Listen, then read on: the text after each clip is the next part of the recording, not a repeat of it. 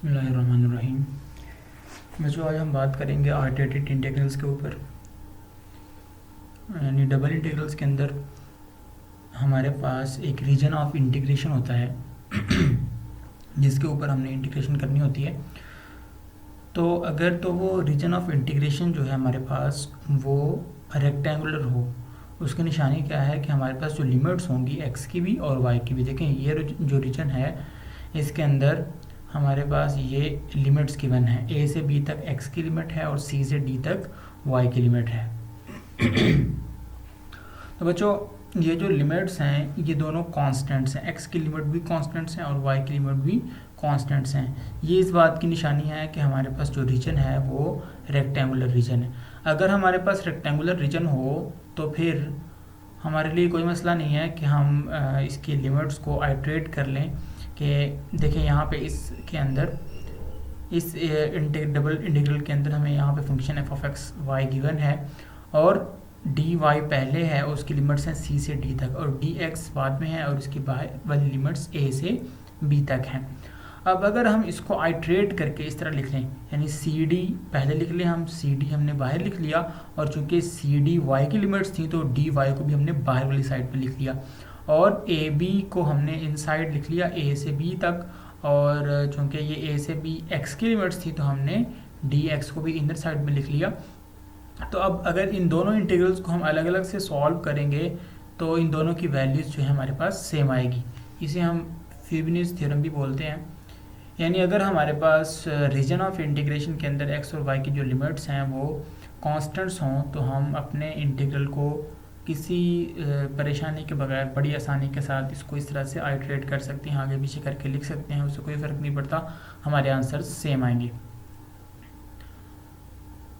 अब हम इसके ऊपर कुछ क्वेश्चन देख लेते हैं।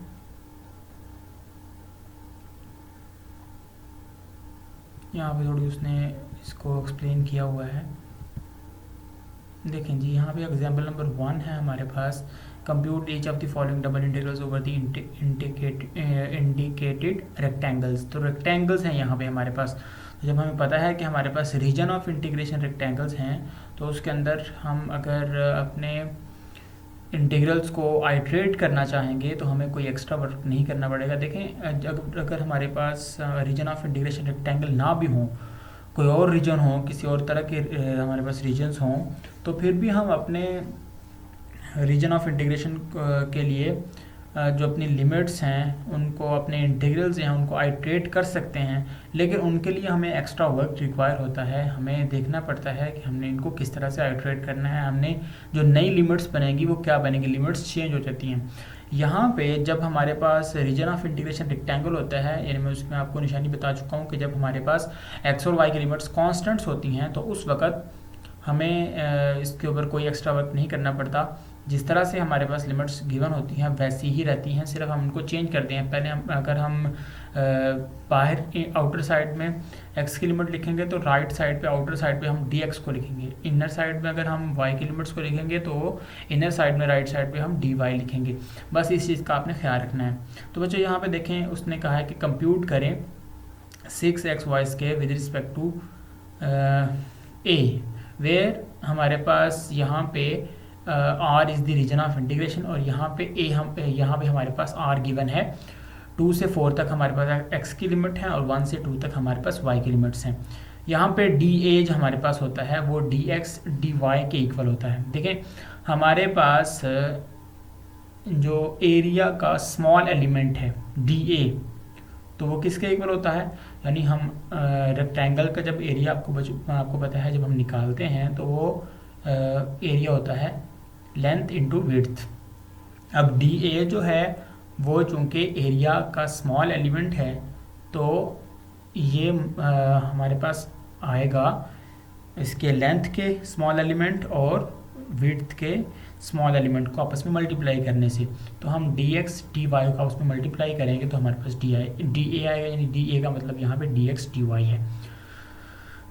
आप डी ए की जगह डी एक्स डी वाई भी लिख सकते हैं, डी वाई डी एक्स भी लिख सकते हैं, लेकिन आपने ये ख्याल रखना है कि जो जिसको आप पहले रख रहे हैं इनर साइड पर रख रहे हैं उसकी लिमिट्स भी इनर साइड में आएंगी, और जिसको आप बाहर रख रहे हैं उसकी लिमिट्स भी आउटर साइड में आएंगी। और ये लिमिट्स आपको गिवन है, एक्स की लिमिट 2 से 4 तक और वाई की लिमिट्स 1 से 2 तक। बच्चों आप देखते हैं इसके सोल्यूशन को।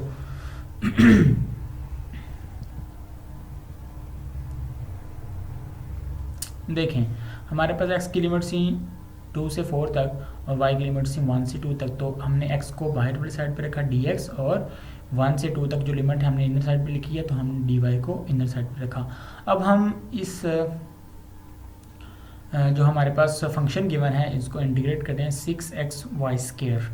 अब चूँकि हम पहले y के रिस्पेक्ट में इंटीग्रेट करना चाह रहे हैं, तो 6x जो है ये हमारे पास कांस्टेंट होगा, और y की पावर 2 और y का डेरिवेटिव 1 साथ मौजूद है, तो y³ 3 आ जाएगा बच्चों हमारे पास।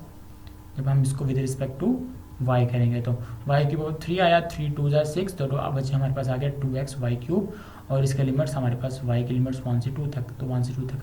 अब ये जो 1 से 2 तक लिमिट्स हैं ये किस पे अप्लाई होंगी, y पे अप्लाई होंगी। तो 2x, y की जगह हमने 2 रखा, 2 का क्यूब 8, तो 8 2 16x आ गया, माइनस y की जगह हमने 1 रखा, तो 1 का क्यूब 1 ही आ जाएगा, 2x आ जाएगा, तो 16x माइनस 2x dx, इनको हम सब्ट्रैक्ट करेंगे तो 14x आ जाएगा।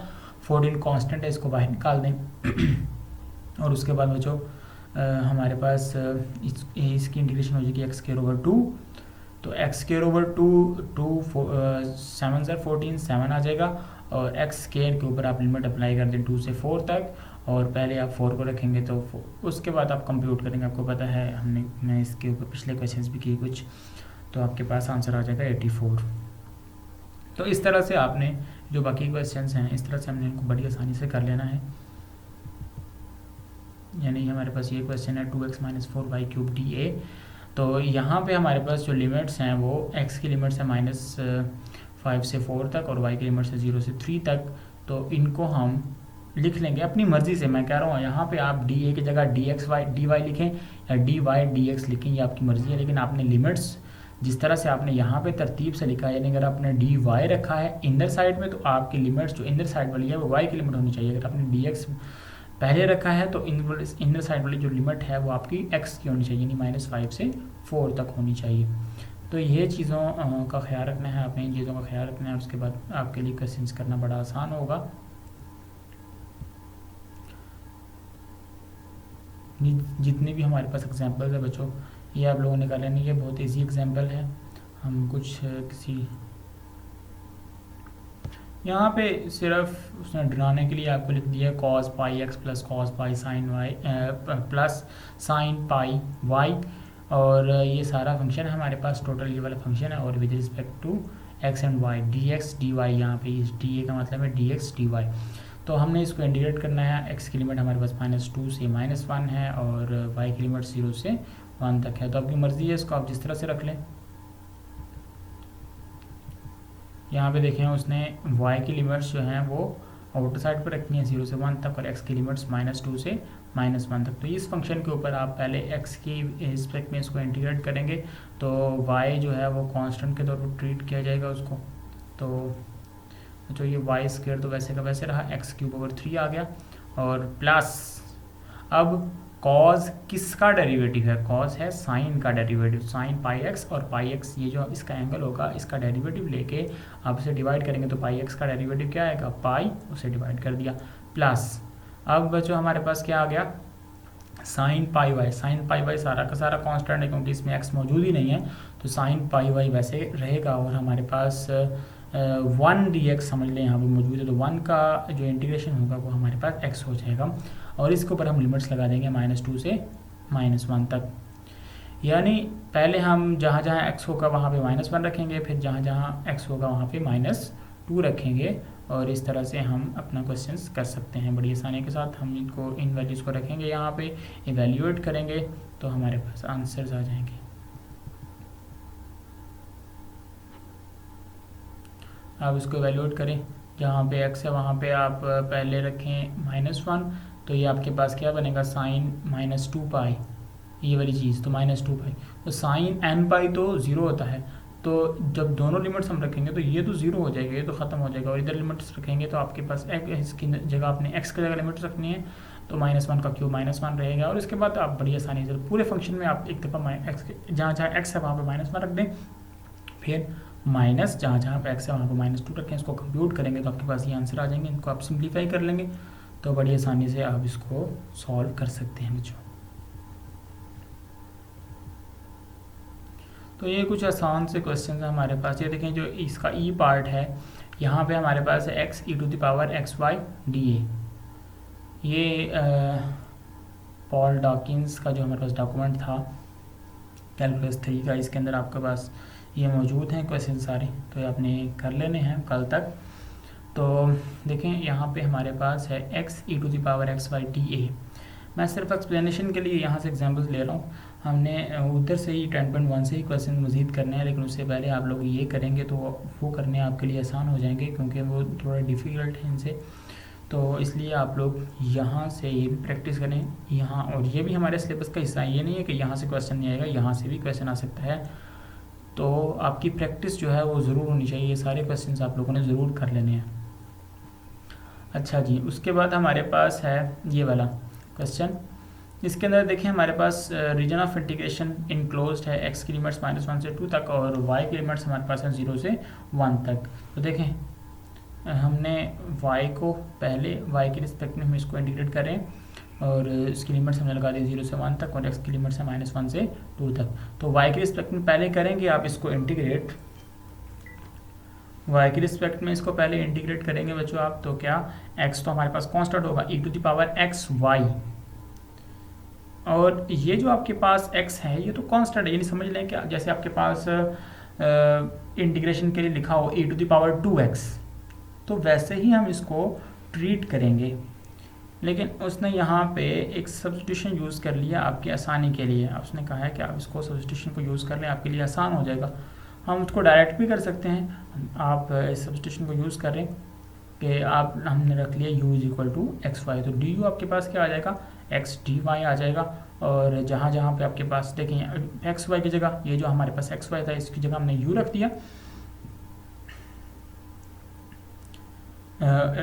xy की जगह आप u रख देंगे, और ये जो आपके पास x dy था x dy इसकी जगह आपने क्या रख देना है du रख देना है। और उसके बाद इसने यहाँ पे चेंजिंग नहीं की e⁻, यहाँ पे बच्चों हमारे पास होना चाहिए, देखें मैं आपको बताता हूँ। देखें अगर हम सब्स्टिट्यूशन करेंगे तो e⁻ यहाँ पे xy है, xy की जगह हमने क्या रख लिया है u रख लिया है। देखें u = xy, और du हमारे पास क्या आ जाएगा बच्चों, du हमारे पास आ जाएगा, ये तो x तो कांस्टेंट है क्योंकि हम इसको कांस्टेंट के तौर पर ट्रीट कर रहे हैं, तो x dy। अब ये जो x dy है इसकी जगह हम रख सकते हैं du और e⁻u। और लिमिट्स कैसे चेंज होंगी, देखें जब हमारे पास ये y की लिमिट्स हैं, याद रखना जब y हमारे पास 0 है, जब y हमारे पास 0 है तो y को 0 करें तो u क्या आ जाएगा, u भी 0 आ जाएगा। और जब y हमारे पास 1 है तो y की जगह y रखेंगे तो u क्या आ जाएगा, हमारे पास x आ जाएगा। तो इसका मतलब है लिमिट्स अब हमारे पास बन जाएंगी 0 से x तक, 0 से x तक, और e⁻u और इसकी लिमिट्स बनेंगी 0 से x तक। अब बच्चों यहाँ पे हम जब इसको इंटीग्रेट करेंगे e⁻u को विद रिस्पेक्ट टू u, जब हम इसको इंटीग्रेट करेंगे तो e⁻u ही आ जाएगा, e⁻u आ गया। यहाँ पे आप खुद लिख लें e⁻, जब u आ गया उसके ऊपर अपर लिमिट वहाँ पे हमारे पास क्या था x, तो e⁻x माइनस लोअर लिमिट यहाँ पे 0 है, यानी 0 से x तक हमारे पास लिमिट थी, मैंने अभी आपको बताया।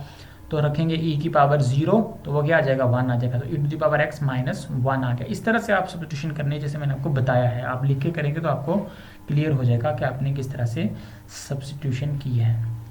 इसलिए यहाँ पे इसको जब हमने सब्स्टिट्यूशन की है तो फिर हमें इस तरह ही लिखना चाहिए था u की फॉर्म में, जैसे मैंने आपको बताया है। उसके बाद हम इसको with respect to x integrate करेंगे। यहाँ पे आपने पैरेंथेसिस ज़रूर यूज़ कर लेनी है ताकि आपको कन्फ्यूजन ना हो कि हम कर क्या रहे हैं यहाँ पे।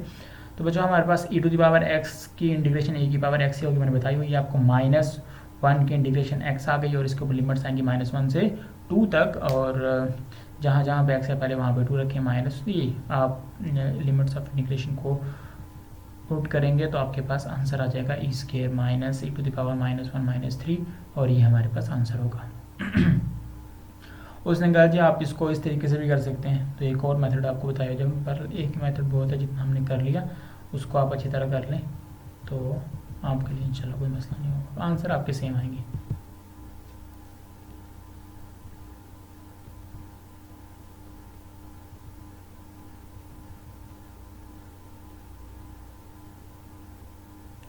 यहाँ पे बच्चों एक चीज़ आप लोगों ने, एक यहाँ पे उन्होंने बताया हुआ, आपको फैक्ट बताया हुआ है।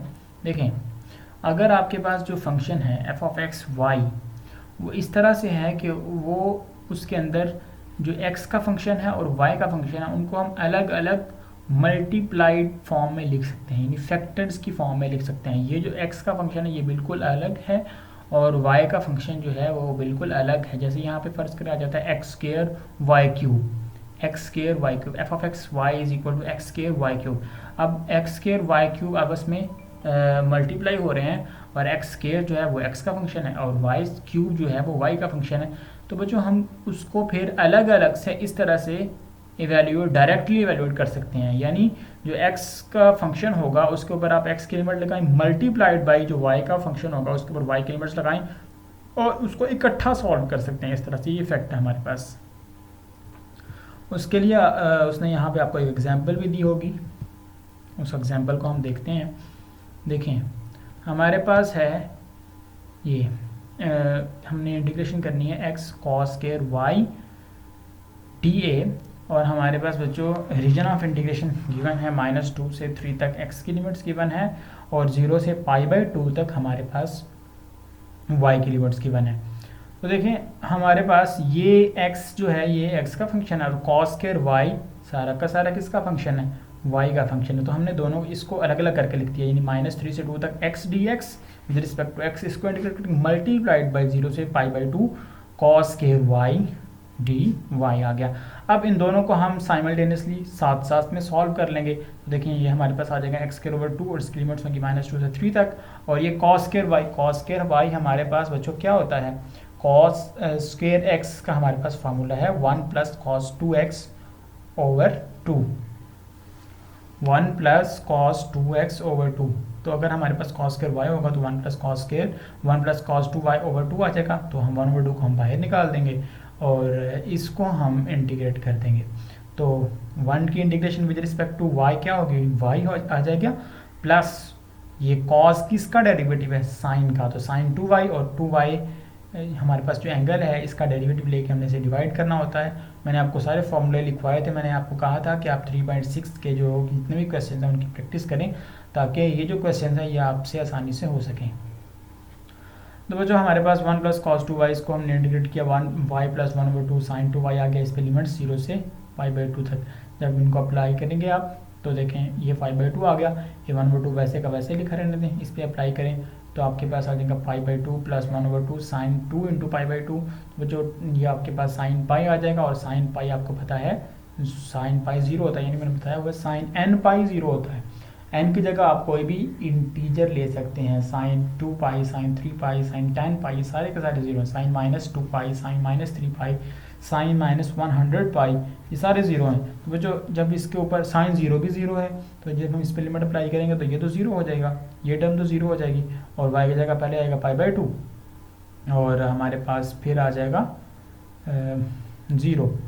तो ये π/2 तो मल्टीप्लाई करेंगे तो 1/2 से मल्टीप्लाई करेंगे तो क्या आ जाएगा, π/4 आ जाएगा। जब हम 5/2 से π/4 को मल्टीप्लाई करेंगे तो 5π/2 4 = 8 आ जाएगा, 5π/8 विच इज़ द आंसर। तो हमने अपने फैक्ट को यहाँ पे यूज़ कर लिया कि हम किस तरह से इस तरह इवेल्युएशन कर सकते हैं। अच्छा जी, टाइम देख लें कितना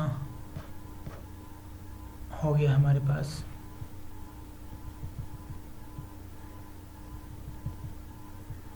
अच्छा जी, उसके बाद बच्चों हम देखते हैं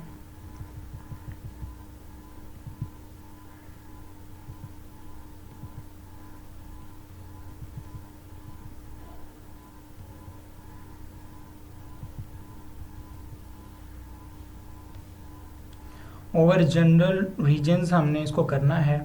लेकिन वो जो आप इससे पहले जो है ये जितने क्वेश्चन मैंने आपको भी करवाए हैं ये सारी एग्जांपल्स करें, और चैप्टर नंबर 10 के अंदर जितने हमारे पास इस तरह के क्वेश्चंस हैं उनको आप प्रैक्टिस करें, यानी जितने हमने क्वेश्चंस कर भी लिए हैं उनको हम आइट्रेट करके लिखें, उनको आइट्रेट करके उनको सॉल्व करके देखें। यानी अगर हमारे पास dx dy वाले लिखा हुआ है तो dy dx उसको लिख के और उसके बाद उसको सॉल्व करके चेक करेंगे इसमें डिफरेंस आता है या नहीं आता। और ये जो हमारे पास फैक्ट हमने आखिर में यूज़ किया, इस फैक्ट को यूज़ करें।